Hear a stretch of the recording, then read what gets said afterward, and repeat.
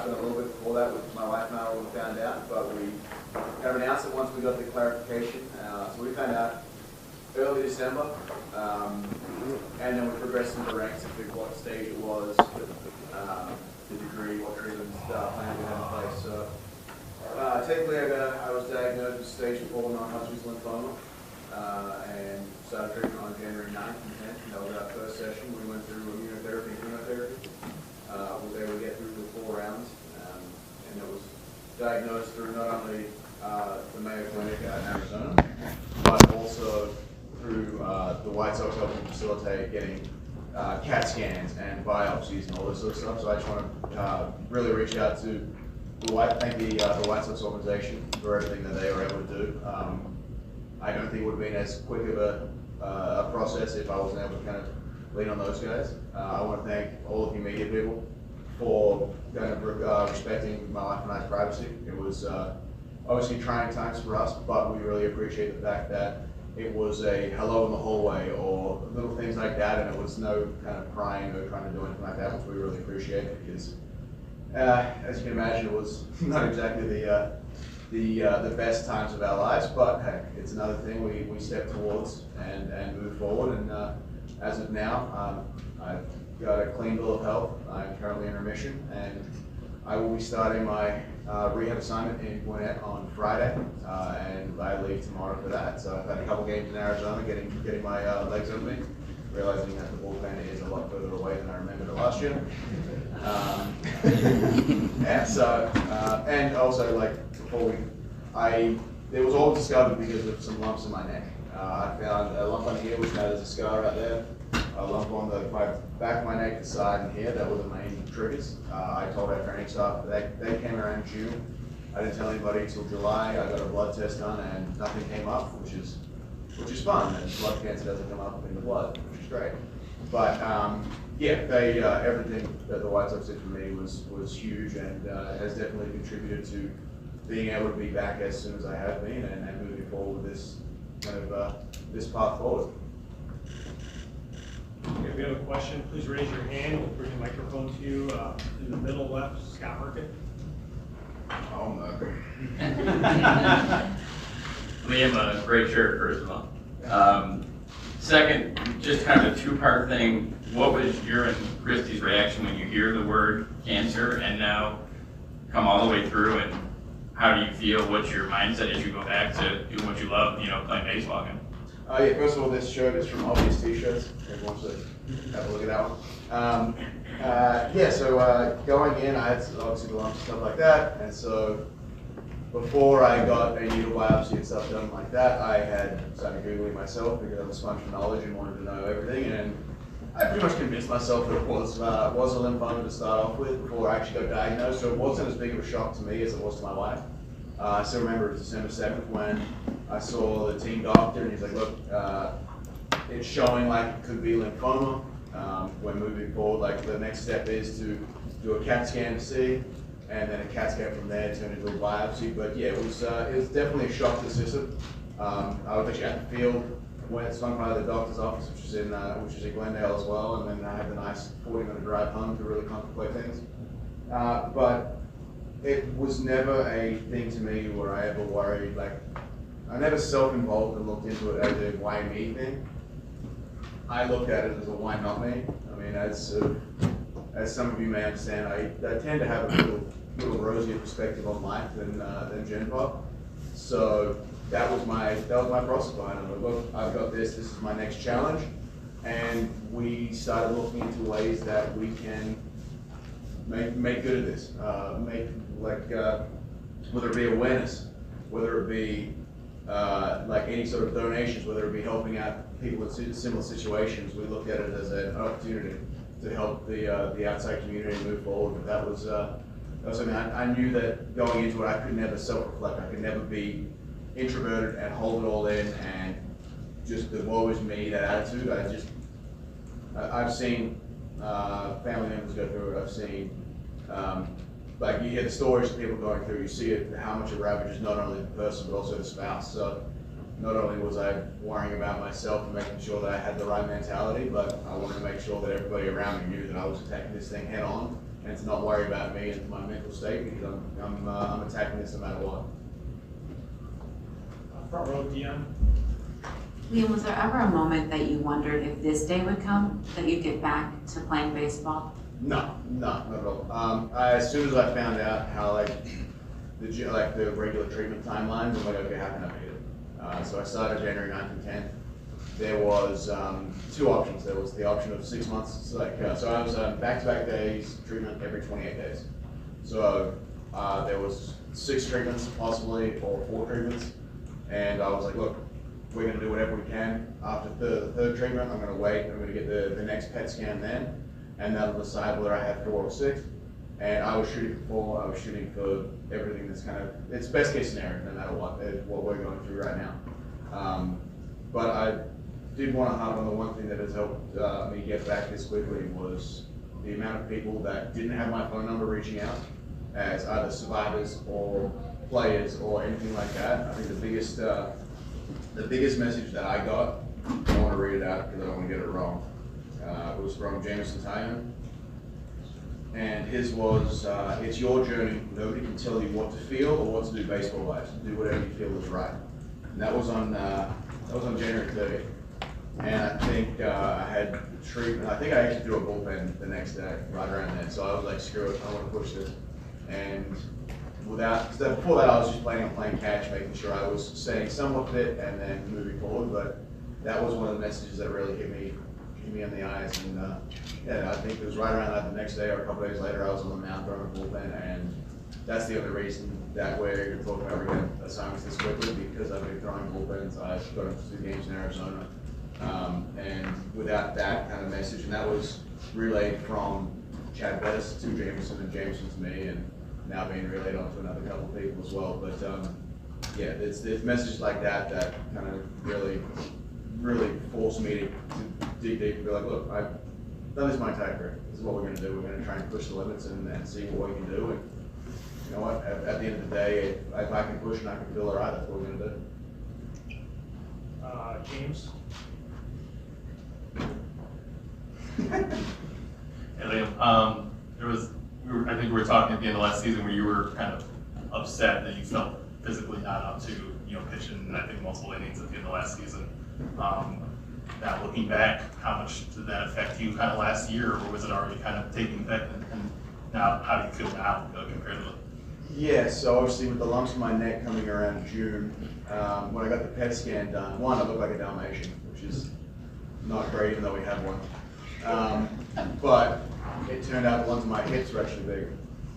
So there's no way to put a real timeline on it, but if I had the ones in my neck in June and the ones in my hips were bigger, there was always a chance that I pitched down there all year last year with lymphoma in my system. And so I'd like to think that was the reason that I struggled to recover, and at the end of the year I was damn near limping to the finish line. But yeah, that's one thing that obviously can come through, and who knows how much that actually affected me. We'll find out when I get into those Peters in here 4 or 5 games in a row, and move forward with that. But yeah, I don't think it helped.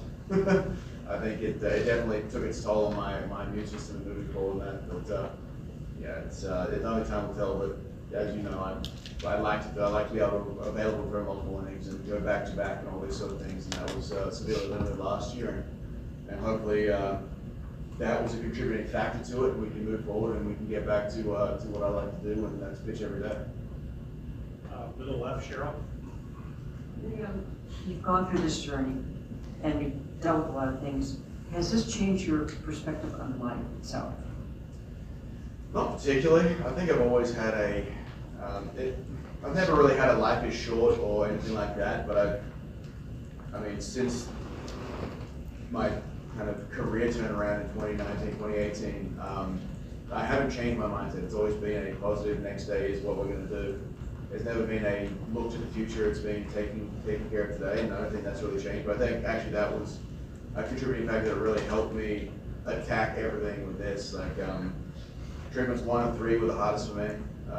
Treatments 2 and 4 were a lot easier, but it was those days where you just on the couch, not being able to move too much, that kind of really, that was the days you needed to dig. Those were the days where you needed to find find that positive mental attitude and the attitude and moving forward. That hasn't really changed my outlook on life, but it's definitely made me miss being in this clubhouse. It's definitely made me miss being a part of the team and being around and quote unquote keeping Tim in his place.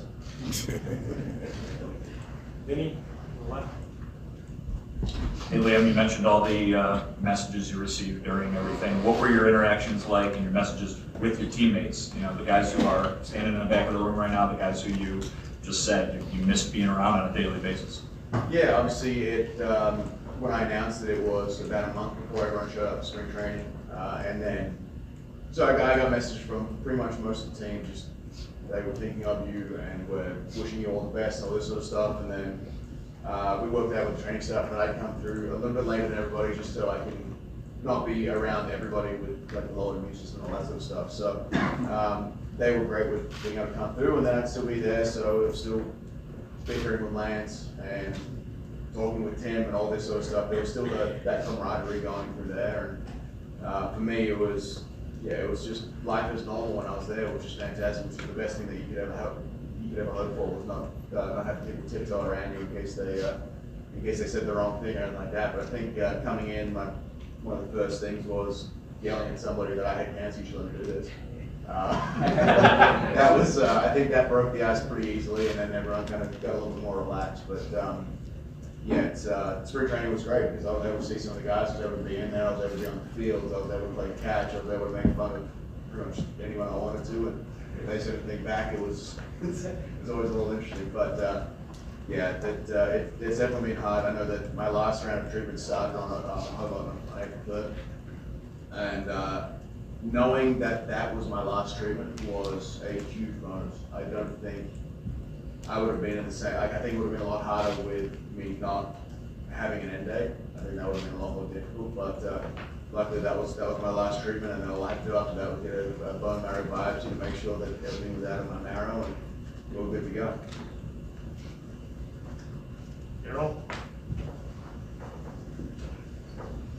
Liam, you were in spring training. We heard you were doing bullpens already, which seemed remarkable. Were you pushing the envelope there? Is that normal? And how were you able to do that and do the things that you've been doing physically at the pace you're working at? So I got very lucky in the fact that my doctor was a former collegiate gymnast who then went through leukemia herself. So she was very understanding of the athletic way of doing things. Unfortunately, as anybody who's had anything to do with cancer and like this, it is a very, very scientific. Everything is done based upon research. Everything is based upon this. So there was no guidelines on bullpens. There was no guidelines on athletic endeavors. There was no guidelines on that because they've never really been able to do a case study on enough people to get some relevant data. But for me, it was, and her was, as long as you feel okay doing it, as long as you recover fine doing it. Because I have no problem with it, but if you feel anything, you have to be cognizant of how your body feels. So luckily, I didn't feel anything other than the usual pain that I'm used to. So yeah, it was definitely I was pushing it to see how far I could go. But in saying that, I was responding well, and if I wasn't responding well, I wouldn't have been able to do as much as I did. What is your physical strength level like now in terms of what's normal? It's very hard to gauge because I don't lift, so I don't know my physical strength. But throwing-wise, I feel great.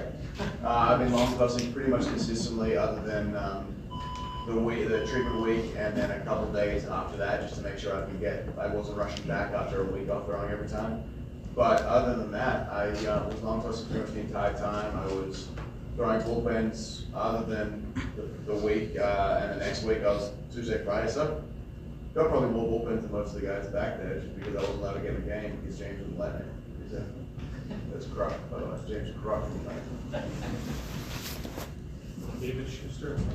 Liam, you touched on this already a little bit, but how much did you miss the camaraderie with the guys and the competition on the field, and how much are you just looking forward to getting back into doing all that?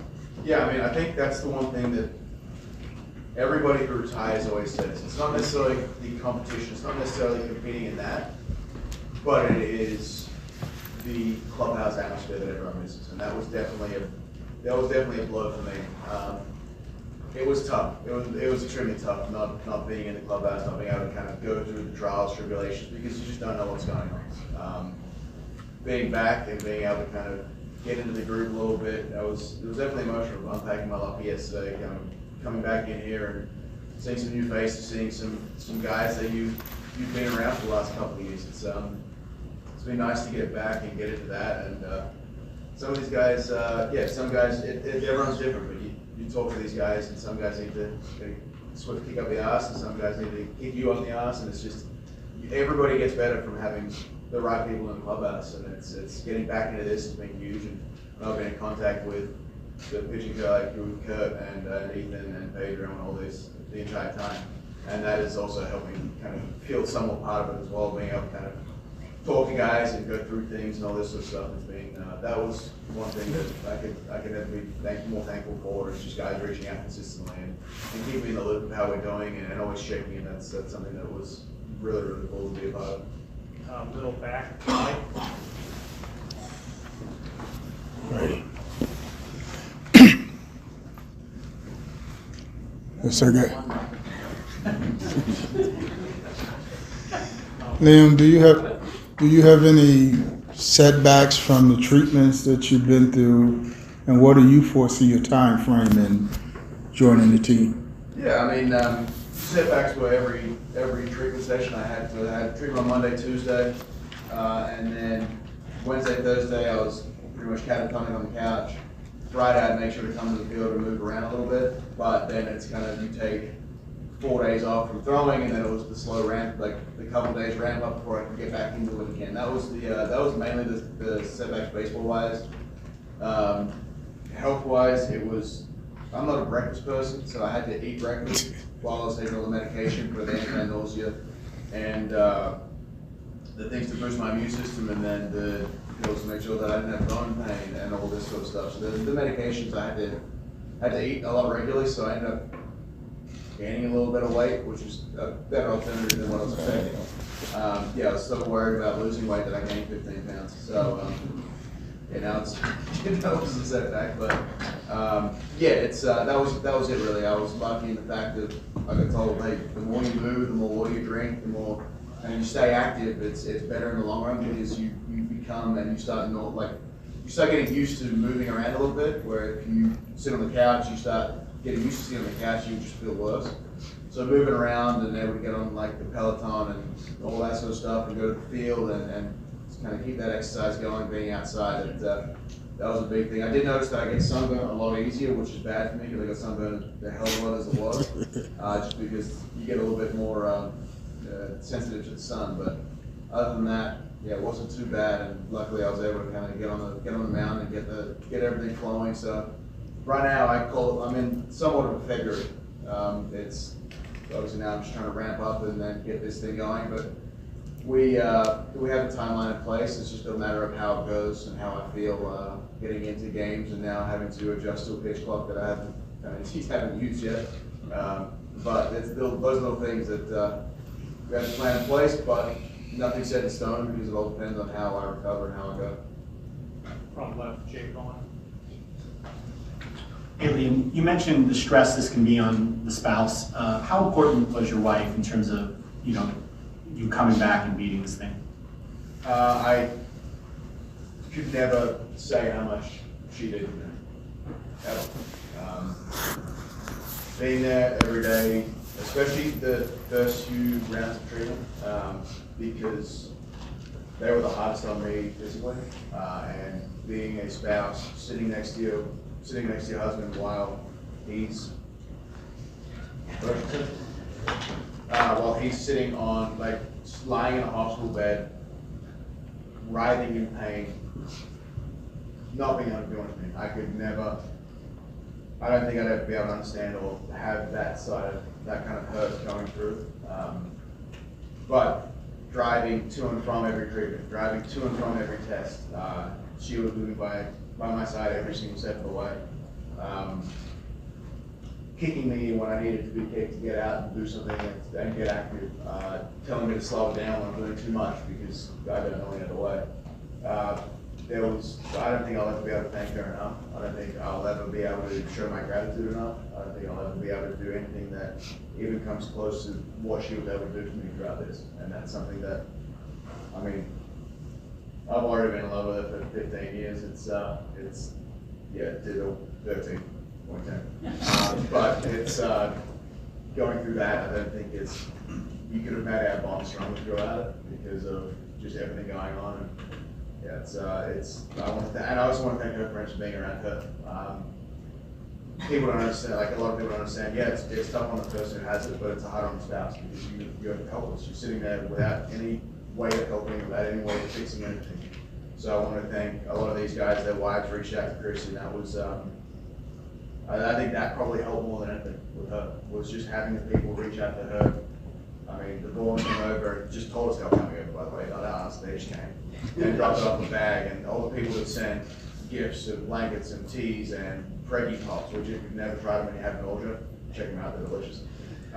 Things like this, it's just those small things that people thought of, that went a long way for both of us, and it was something that we can never thank anybody else for. Like we'll never have enough words, and never be able to show enough of how much that helped. You also got a lot of cards from kids, right? Yeah, we had some cards that were sent into the White Sox. They passed those along, and I was able to look at those messages. Some of them were interesting. Some of them were from kids that were interesting. Matt Bowler and his wife Christiane, they sent some stuff from Toronto. They did a chaplain from Toronto. They sent some stuff from their group. Most of those cards kept saying they liked me in a Blue Jays uniform better when I was there than I did in a White Sox uniform. But yeah, it's everything that was it was really really cool. Just people reaching out, whether it be on social media, whether it be in card form, whether it be in anything. It's just the amount of people that reach out, even asking me to sign baseball cards, but having a letter like, hey, I went through this. It's you don't realize how many people have been affected by cancer until really literally affects you, and it's something that it hit me pretty hard. The amount of people that have recovered or have had someone recover or have lost someone, or it's just this thing is disgusting, and it's the sooner we get a treatment plan and everything in place, the better. Chris, upper left.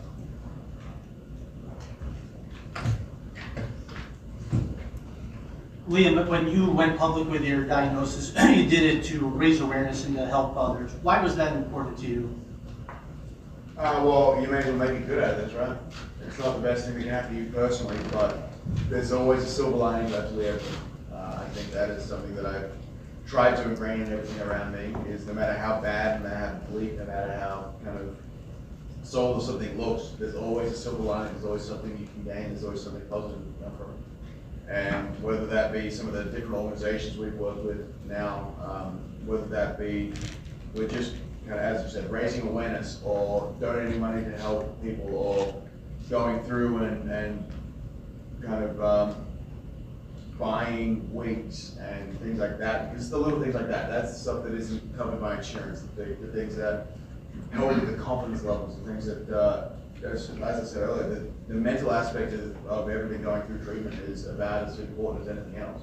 You have a positive mindset of it, it makes it a lot easier. You have a positive mindset of yourself going through it by having a wig that you can wear that makes you feel more confident about yourself. That was one thing that kind of a lot of the nurses stressed to us, and that was something that we wanted to make sure we took care of. And there's been a lot of people that have gone in there that haven't been able to afford stuff, that have now been given wigs and hats and everything like that to make sure that they come from their own skin, which goes a lot towards having a positive mindset on everything. James. I know, obviously, you a lot of the charitable groups you work with talk about wanting to reach out to you or give stuff to you. Is there more stuff you want to do charitably that's coming out of your experience through this? And also, how many Lego sets did you get given throughout this whole process? There are a lot of Lego, but there's always something more philanthropy that we want to do. There's always something more we want to raise awareness and help work with. There's always more things that we want to do. That was nothing that was never going to stop us. We still have our initiatives with South Slider Society this year coming through. That's not something that was never going to stop. Regardless if I was here or not, it was going to happen. But yeah, it's brought some different charities to